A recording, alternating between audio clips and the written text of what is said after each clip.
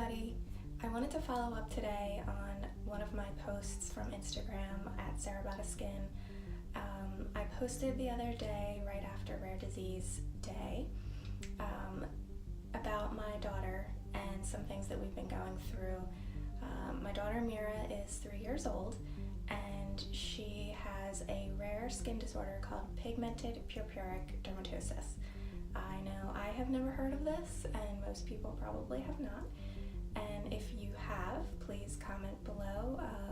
Definitely like and share to someone who might have this or something else and feel, very confused or alone or unsure about what it is. And, let me know your thoughts or your information that you have, because there's not a whole lot out there. So in the beginning, it started out as one patch on her back and a smaller one on her shoulder. I thought it was possibly eczema or maybe even ringworm, so we took her to the pediatrician, and they thought that possibly it could be something triggered by a virus, and she wanted to kind of see where it went. So a few days later, it started to spread down to her chest, under her arms, and I was thinking, what is going on? So let's take her back.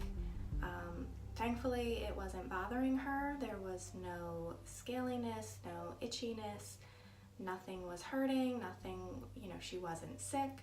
Maybe 2 days or so after the original spots came out, she did have a very small virus, runny nose for like 2 days. And we took her back to the pediatrician, and she thought that it was another disorder called pityriasis rosea. Again, something caused by a virus that would run through her system, usually in about 8 to 12 weeks. However, usually pityriasis is accompanied with an illness, more of a sickness, and scaliness, and possibly itchiness. And Mira had none of those things. So, we kind of went along with that for a little while, and as it progressively got worse, I called the pediatrician, and she said, well, bring her in again, let me just take a look, and let me know if it's blanching, which means when you touch it, does it turn white? She said most rashes will turn white, and if not, that means it's a petechial rash, which means that it is something to do with the blood or leaky blood vessels bruising. And when we took her to the pediatrician, she was not blanching. So the doctor had cause for concern and wanted to get blood work done for Mira to make sure that there wasn't any underlying cause, such as a blood disorder, or anything, God forbid, such as leukemia, our worst nightmare. So of course, I was very upset and very scared when she told me that we had to get her blood work, because no one wants to get that done for a 3-year-old, and no 3-year-old wants to go through that. So we did it, and Mira Rose was a champ, although she was not very happy. It was a little bit traumatizing, but she sat still, and we got through it. And I'm super happy to say that nothing came back on that. It was totally clear, everything was good. So still the mystery continued, and it just kept spreading. It was, as you can see in the pictures, all down her arms, her chest, her back, her legs, and it actually went up to her face. Again, it didn't bother her at all. She wasn't, uncomfortable, and that's all I could ask for. So in my mind, even though I was nervous and upset because of course it looked pretty terrible, in my heart I knew or hoped and felt that it was something that would pass and that wasn't serious. However, you just don't know.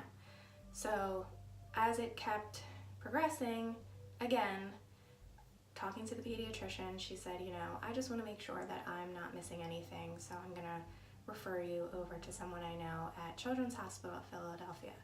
And I was so thankful they got us in 3 days later to hematology, again, just to make sure that there were no underlying causes.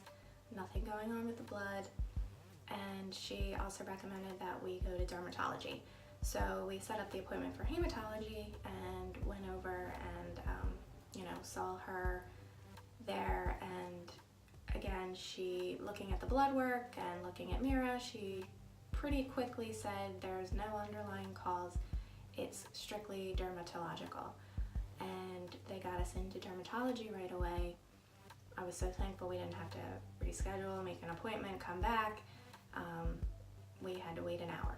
So we went right in to dermatology. And again, I can't say enough about the doctors there. Everyone, all the staff, they were so amazing, so nice, obviously so understanding. They deal with children, very, very sick children every day. And again, I was just very thankful, and I was thinking to myself that, this looks terrible, Mira looks terrible, but if this is the worst that we have to go through, then, I'm thankful for that. And the dermatologist was super sweet, and she said, I'm pretty sure I know what this is, but I want to be sure and check with my colleagues. So in come the train of about 4 or 5 different dermatologists, all these young women, all, just super sweet and nice, and made Mira feel very comfortable and made her actually feel very special. And they checked her out and just kind of chit-chatting to each other. They sort of said, well, it could be caused by a virus, but yeah, we think that it is this disorder called Pigmented Purpuric Dermatosis. And it's basically leaky capillaries. It's not really a bruise, but it's like a bruise where your body has to reabsorb the blood and just heal itself. Again, strictly dermatological with the skin, nothing going on as far as blood disorders are concerned. So that was good news. The bad news is that they really don't know much about it, and they don't know why people get it. They don't know how long it could last. They said weeks, months, or even years. So every day I just keep knocking on wood and I'm saying, please don't be years.